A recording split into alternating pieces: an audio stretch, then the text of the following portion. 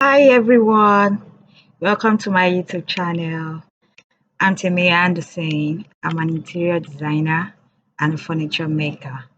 You can call me the space economist because no matter how limited the space is, I make very beautiful and cozy design out of it. So this channel is all about interior design and cabinet making. If you're an architectural student that would want to major in interior design, or a cabinet maker, an interior decorator, or even a homeowner, this channel, my channel, is for you. I'll be speaking on why you should employ the service of an interior designer, why the need of employing an interior designer. This is my very first video, and I'm super excited to post it. I am so excited about it. Please help me grow by subscribing to my channel. Subscribe to my channel, like my posts, and follow me so that you'll get notified whenever I post my educative videos. Thank you. Gracias. Obrigado. Eshe adpe. So, if you are still watching me till now, you are the real MVP.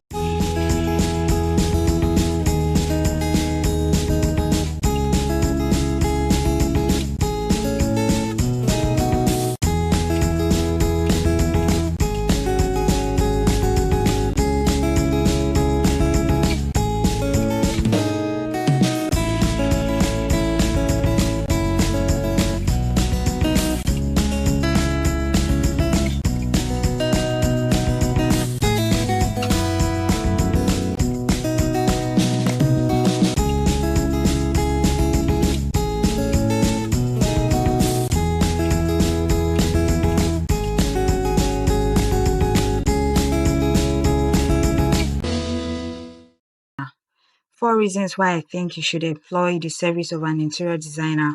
But before then, first, who is an interior designer? What are the roles of an interior designer? An interior designer creates a practical and attractive space. They assess the need of every rooms or every spaces available that they need to work on based on the client's brief. They plan the decor and the furniture with sizes.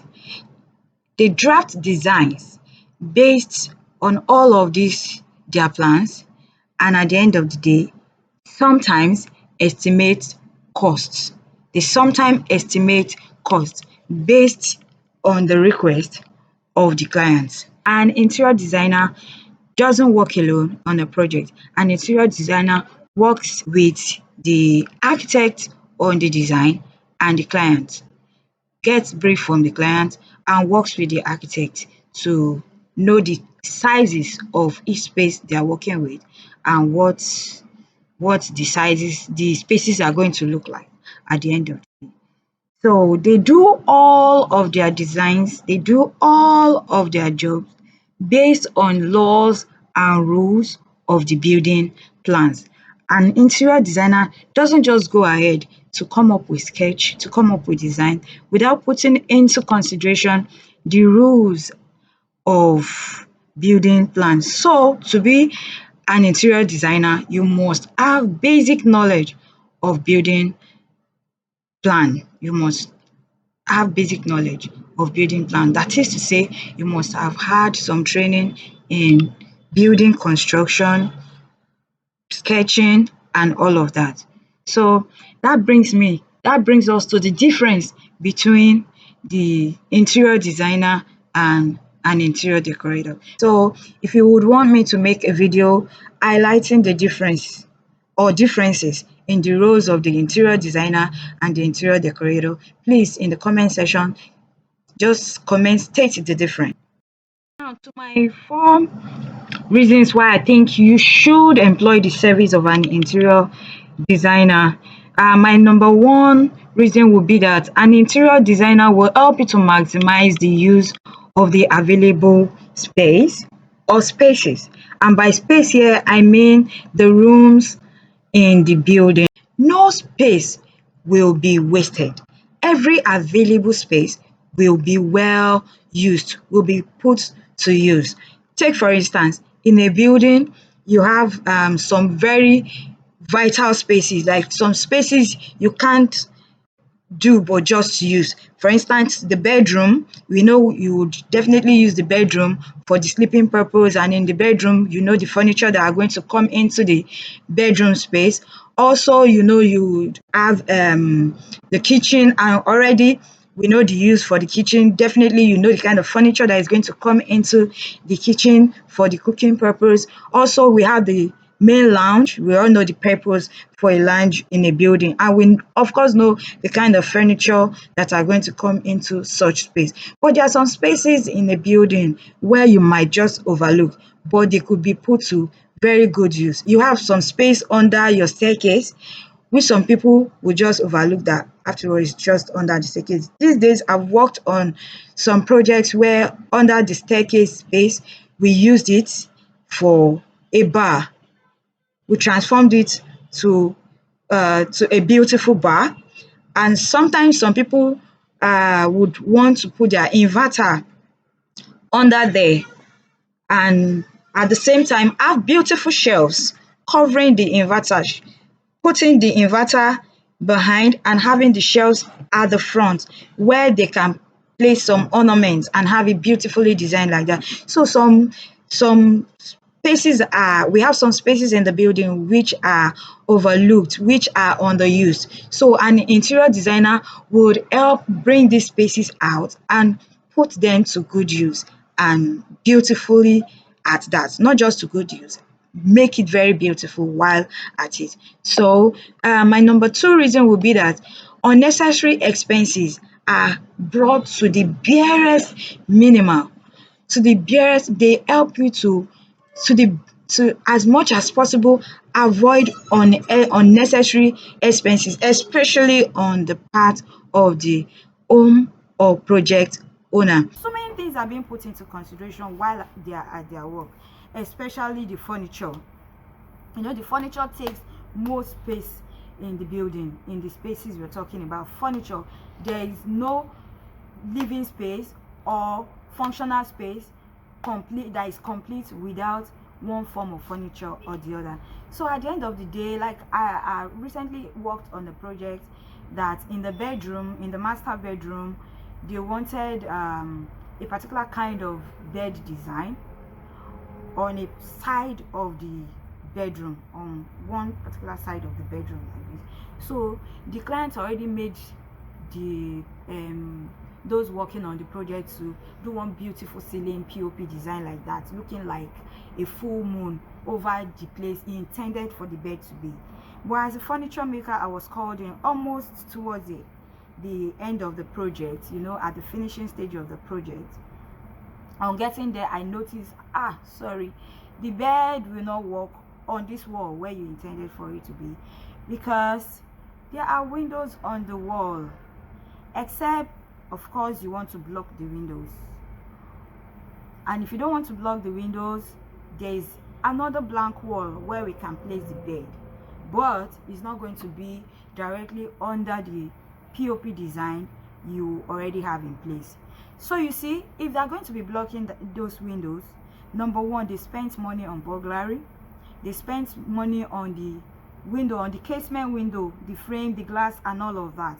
All of this could have been avoided if an interior designer was called in from the start of the project.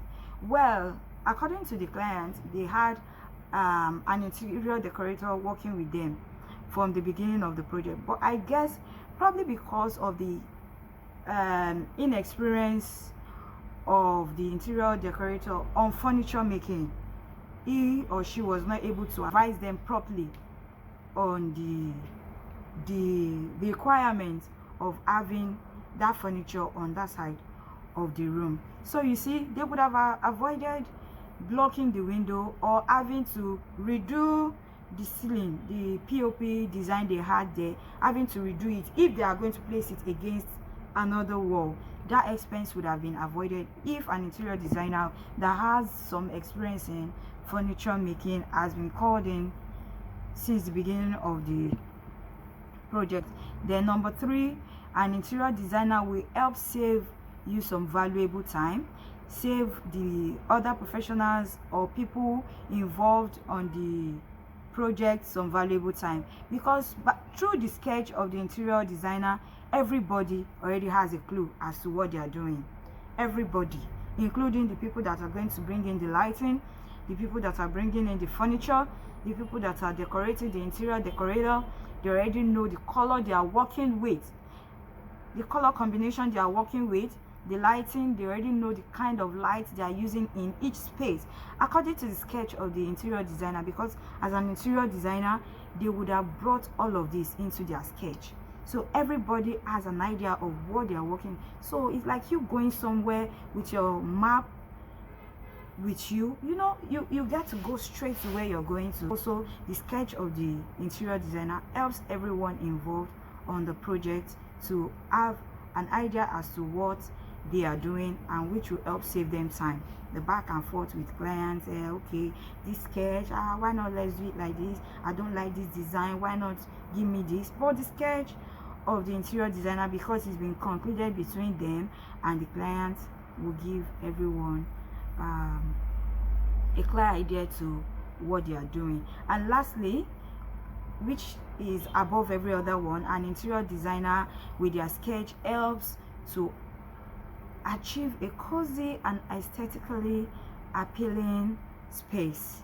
You know, the sketch of the interior designer has already included the furniture, how they are going to sit in the space, what color is going to be the furniture is going to be, what color the wall is going to be painted, which lighting is coming into space, what fabric are they using.